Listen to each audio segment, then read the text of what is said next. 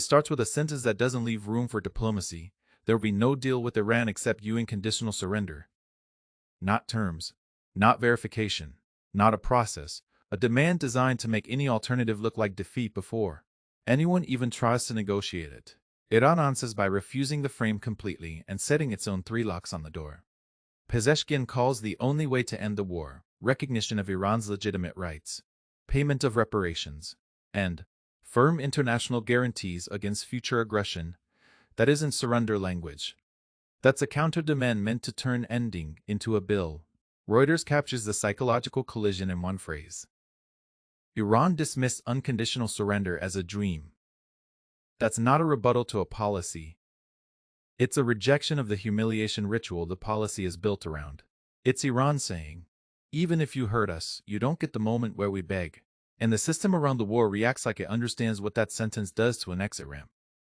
CNBC reported the Dow Jones Industrial Average dropped more than 900 points after Trump's demand, with oil futures rising.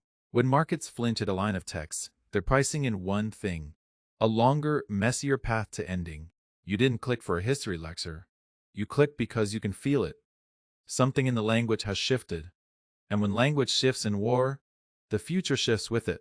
Here's the central question, planted right now, because everything else in the story is orbiting it.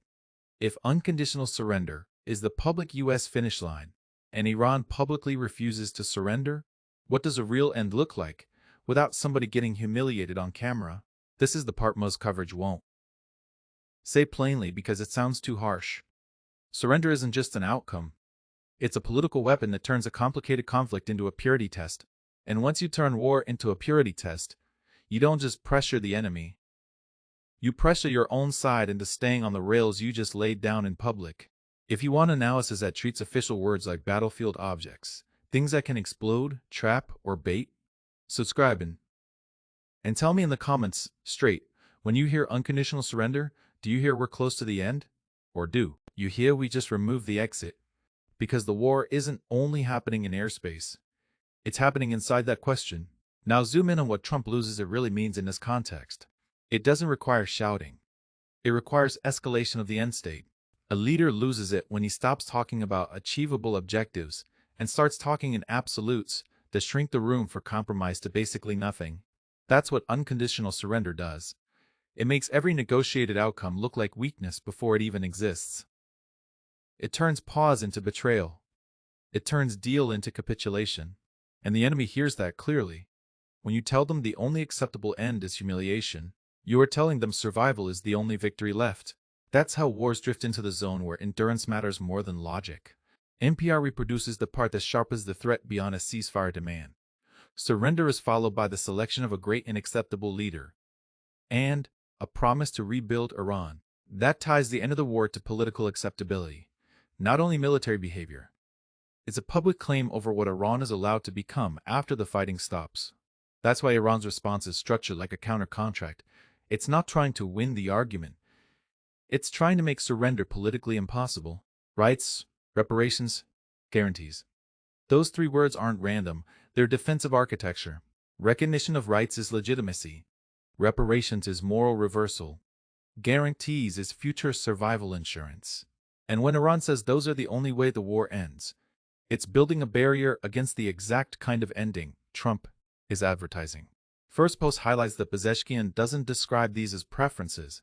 He frames them as the only way to end the war. Recognition of rights, reparations, and firm guarantees against future aggression. Only way is not diplomacy language. It's internal control language, meant to prevent anyone in Tehran from selling a softer stop as an end. Now, if you're watching this like a strategist, you should notice something brutal. Both sides are not merely demanding outcomes. They are demanding narratives. The U.S. narrative is built around submission. The war ends when Iran is made to accept defeat as a public identity. Iran's narrative is built around inversion. The war ends when the attackers are forced to validate Iran's rights, compensate damage, and promise not to do it again. Those narratives cannot both be true in the way each side needs them to be true. That's the trap. So what happens in wars like this? Usually, one of two things. Either the war continues until one side can no longer sustain reality, or an off-ramp is created, but disguised as victory for both sides. That disguise is not a detail. It is the mechanism of peace. Now let's talk about how Washington is already building that mechanism. One of the most important moves in this story is not what Trump said. It's how the administration frames what Trump said. Because if unconditional surrender requires Iran to say the words, Iran will refuse. But if unconditional surrender can be defined as a condition Iran is forced into, then the White House can claim it without Iran's permission.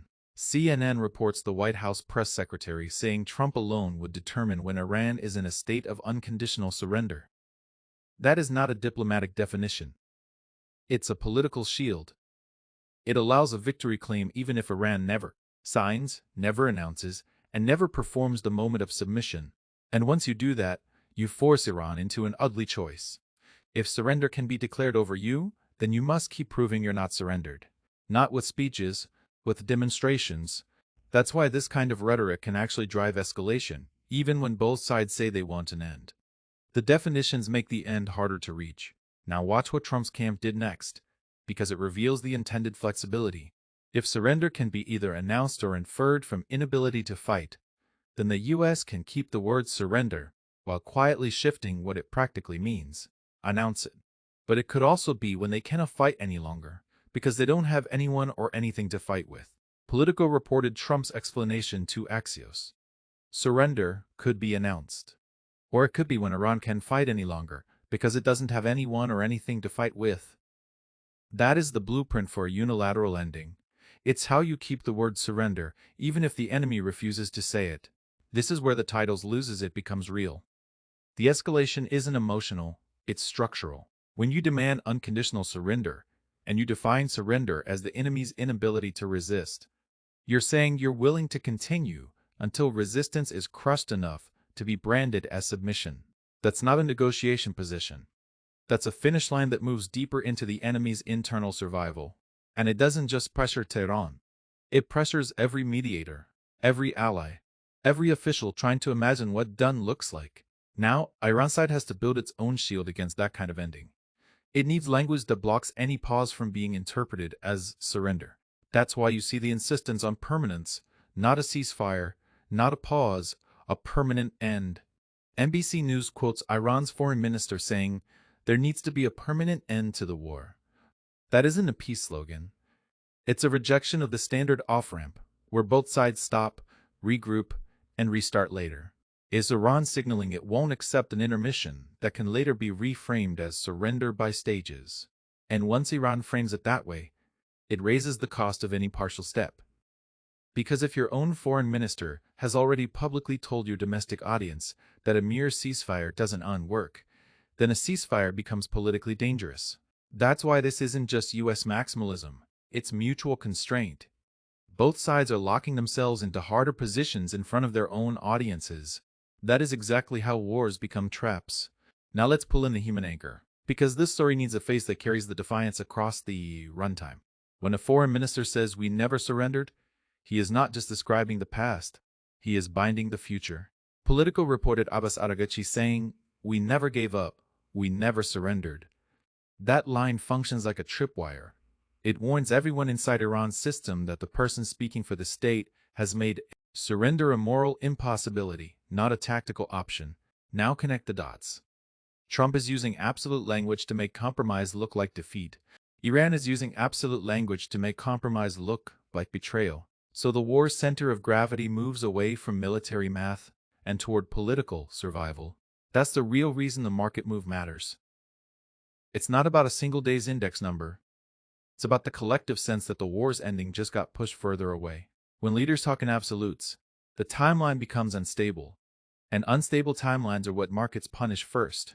Now, to keep you hooked, I'm going to sharpen the core intelligence finding into one sentence. The story isn't Trump demanded surrender and Iran refused. The story is both sides just made it harder to stop without humiliation. And humiliation is the one thing both systems are built to resist. So what happens next is not decided only by strikes. It's decided by who can create a face-saving bridge without being destroyed by their own side for crossing it. That's why you should watch for one thing above all else. Language that suddenly becomes measurable.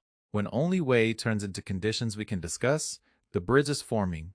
When no deal accept turns into we are considering options, the bridge is forming. When acceptable leader quietly disappears from official messaging, the bridge is forming. Until then, pressure is the default, because absolute language needs pressure to look credible. And that brings us back to Trump's most revealing line. On where this ends, if it doesn't end cleanly. Reuters reported Trump saying, "At some point, I don't think there will be anybody left maybe to say we surrender." That is the logic of ending by depletion, not by agreement. It suggests a warpath where even the act of surrender is erased, because the leadership structure that could say it is gone. If you want the mind-fried truth, it's this. A war that ends by depletion doesn't need a peace deal. It needs a body count of capabilities. And that kind of war creates a predictable enemy response. If you believe your opponent wants to erase your ability to even negotiate, you treat survival itself as the objective, and you justify almost any cost to keep demonstrating you still exist. Now, the title promised 3 conditions to end war, and you got them. But here's the deeper layer you probably didn't see on first glance. Those 3 conditions are not just conditions for peace. They are conditions for narrative survival. Recognition of rights prevents Iran from being written as a defeated aggressor. Reparations turns Iran from target into claimant. Shifting moral framing. Guarantees against future aggression are Iran's way of saying, we will not accept a pause that becomes your runway for the next round. That is why those 3 conditions are the opposite of surrender. They are a refusal to let ending be owned by Washington. Now, there's one more quiet detail that matters for how this plays on U.S. screens and U.S. politics. The phrase unconditional surrender is designed to be understood instantly by a U.S. audience. It's culturally loaded. It sounds like World War endings. It sounds final. It sounds clean. But modern wars rarely end clean. So when leaders use clean ending language in a dirty war, they usually do it for one reason: to keep the war politically fundable long enough to force an outcome that can be branded as clean. That branding is part of the operation. Military Times echoed the escalation by anchoring it to the same line: there will be no deal with Iran except UN conditional surrender. The importance isn't that outlets repeated it. The importance is that the sentence becomes a public contract. Once it's a public contract, retreat becomes politically expensive. Now you can feel the strategic pressure mechanism locking into place. If Trump later accepts anything that looks like negotiation, critics will call it weakness, because the bar was set at surrender.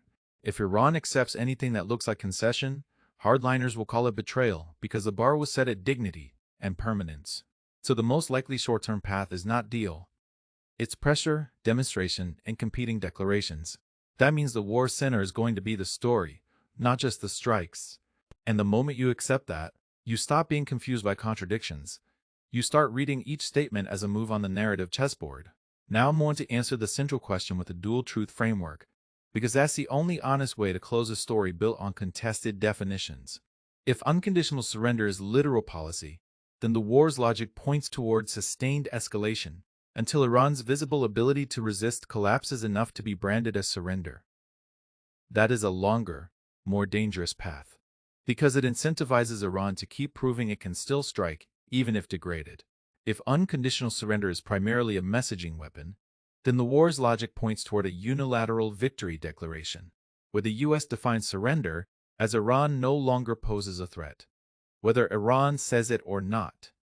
That path can end sooner, but it still requires enough visible damage to make the branding stick. Either way, the conclusion that survives both scenarios is the same.